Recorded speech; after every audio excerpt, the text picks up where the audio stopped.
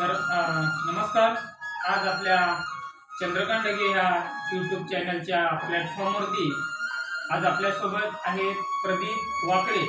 हे मुक्काम पोस्ट खळी, तालुका गंगाखेड आणि जिल्हा परभणी इथून आलेले आहेत. आपल्या सर्व श्रोत्यांसाठी आणि सर्व आपलं चॅनल बघणाऱ्या श्रोते मंडळींसाठी आज आपल्याला त्यांची मुलाखत घ्यायची आहे. तर ते acupressure body massage acupressure body massage या संदर्भात आपल्याला ते आज माहिती देणार आहेत. आणि विशेषतः की दिव्यांगांचे जे इतर काही प्रश्न आहेत त्या संदर्भात ते आपल्याशी आज चर्चा करणार आहेत. तर आपलं खूप खूप स्वागत आहे आमच्या यूट्यूबच्या चॅनलमध्ये. जे आपले श्रोते आपलं जे म्हणणं ऐकणार आहेत, आपली जी मुलाखत पाहणार आहेत, त्यांना नेमकं की पडलेले अनेक प्रश्न आहेत, दिव्यांगांचे असतील किंवा बॉडी मसाजचे जे प्रश्न असतील त्या संदर्भात आज आपण तुमच्याशी बोलणार आहोत. तर नेमकं बॉडी मसाजचे जे तुमचे 3 प्रकार पडलेले असतात त्याच्यामध्ये प्रामुख्याने कोणकोणते प्रकार असतात आणि त्याबद्दल काय सांगा? त्याबद्दल तुम्हाला फूट मसाज जर बोललं हां तर आपला पंजा नाही का, हां त्या पंजापासून गुडघ्यापर्यंत फूट मसाज. हां आणि हाफ बॉडी मसाज जर बोललं तर पंजापासून मांडीपर्यंत हाफ बॉडी मसाज. हां आणि फुल बॉडी जर मसाज म्हणलं तर पंजाच्या नकापासून ते डोक्याच्या केसापर्यंत फुल बॉडी मसाज. बरं. आतापर्यंत आता आपण असे काही क्लायंट आपल्याकडे आलेत का आणि आपण कोणाचे आतापर्यंत मसाज केली आहे का? मी 5-6 क्लायंट केले, म्हणजे माझ्या गावाकडे मी 5-6 क्लायंट केले. मला भरपूर जण म्हणतात चांगला अनुभव आहे, चांगला अनुभव आला, खूप छान वाटतं मसाज केल्यामुळे. बरं. मग आता नेमकं आपण काही जे उभा केलं नाही कुठल्या काही बऱ्याच दिव्यांग लोकांनी, अंध लोकांनी जे आहे ते दवाखान्या टाईपमध्ये काही नावं देऊन वगैरे उभं केलेले आहेत, काही सेंटर त्यांची. तसं काही तुम्ही केलं नाही आजपर्यंत? कसं आहे सर, परिस्थिती गरीब असल्यामुळं काही करू शकलो नाही. आणि गावाकडं म्हणजे जागा धंद्यासाठी आमच्या दिव्यांगांना जागा नाही आहे ना, अवेलेबल जागा नाही ना, जागाची सोय नाही. दिव्यांगांसाठी 5% निधी असतो आणि 5% निधी असताना ती काही स्क्वेअर फुटाची जागा देखील ग्रामपंचायतीकडून दिली जाते. असं काही तुम्हाला माहिती मिळते का किंवा काही देतात का?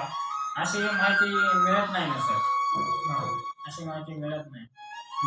जरी आम्ही शोध लावला तर ते म्हणतात की चुकीचं आहे. म्हणजे तुमच्याकडे जी आर असला तरी ते मान्य करत नाही. ग्रामपंचायतीने आजपर्यंत काही निधी वगैरे दिलाय का? मला ग्रामपंचायतनं आजपर्यंत काहीही दिलं नाही. ते देण्याचा प्रस्ताव तुम्ही कधी त्यांच्या पुढे ठेवलाय का? भरपूर वेळेस केला मी, पण सक्सेस नाही झालं सर. बरं. आपण छंद सोडून द्यावा. मग कोण जबाबदार आहे या गोष्टीला असं वाटतं? ह्या गोष्टीला जबाबदारीला म्हणजे मी सरपंच, गावचे ज्येष्ठ नागरिक मेंबर आणि ग्रामसेवक. बरं. जे ह्या सगळ्या बेरोजगारीचा प्रश्न जसा आत्ता उपस्थित झाला आहे त्यावरती तुमचं काय म्हणणं आहे? काय तुम्ही सांगाल सरकारला असो किंवा जे कोणी जबाबदार व्यक्ती आहेत त्यांना काय म्हणाल? मला काय म्हणायचंय, कारण दिव्यांगांना रोजगार मिळणं हा आवश्यक आहे. ते काम करू शकत नाही, त्यांना चलता येत नाही, दिसत नाही, हे काम नाही ना होऊ शकणार. बरोबर. जसं तुम्ही डोळ्यास माणसांना लेबर म्हणून ठेवू शकता, तुम्ही कुठले पण गोष्टी तुम्ही सामील करू शकत नाही, तसं अंध माणसांना तुम्ही कोण्या गोष्टीत सामील करणार? हे बी भारताचा नागरिक आहे, ह्याला बी काहीतरी काम भेटावं, पैसे मिळावं, ह्याची बी काहीतरी अपेक्षा असते. पण ते सगळं काय असतं, पण आम्हाला कोणी भाव देत नाही.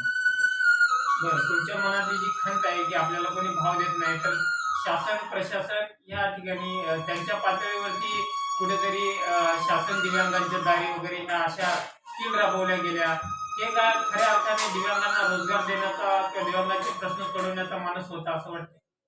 मला असं काहीच वाटत नाही सर. कारण आजपर्यंत कधी असं कधी झालंच नाही. आता संभाजीनगरला मोर्चा झाला दिव्यांगांचा की 200 फूट जागा ना, दिव्यांगांना मोफत घर, लाईट बिल, नळ, गॅस सिलेंडर सगळं भेटणार, हा असा एक मोर्चा झाला होता. आणि 6,000 महिन्यात दिव्यांगांना होणार होता. पण हे गोष्टी नाही झाल्या सक्सेस. हे आपल्याला बच्चू कडू साहेबांनी बोलले. पण बच्चू कडू साहेबांचा ज्या विधानसभेमध्ये पराभव झाला, मग काय वाटतं तुम्हाला? बच्चू कडू तुमच्यासाठी लढत होते दिव्यांगांसाठी, त्यांचा पराभव होणं ते तुमच्या जिवारी लागतंय का? लागतंय ना, कारण बच्चू कडू लढत होते आणि लढतात अजून पण. त्यांच्याने जेवढे शक्य होते ते अजून पण करतात. पण मग बच्चू कडू हरले, आता कोण लढणार तुमच्यासाठी? हरले तरी लढतील? आता हरले म्हणल्यास नाही लढू शकणार. मग आता दिव्यांगांचे प्रश्न विधानसभेत अधिवेशनात कोण मांडणार याची काळजी वाटते तुम्हाला? त्याची काळजी वाटते, पण करीन कोण हे तेवढं म्हणजे नाही. बर, असू द्या, ते झालं. परंतु दिव्यांगांचा हा सर्वात मोठा प्रश्न की बेरोजगारीचा प्रश्न आहे. बरेचसे लोक ट्रेन मध्ये धंदा करतात ना, व्यवसाय.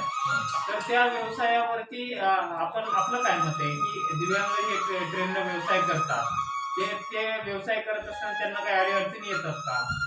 तुम्हाला खरं सांगू का, दिव्यांगांना व्यवसाय करताना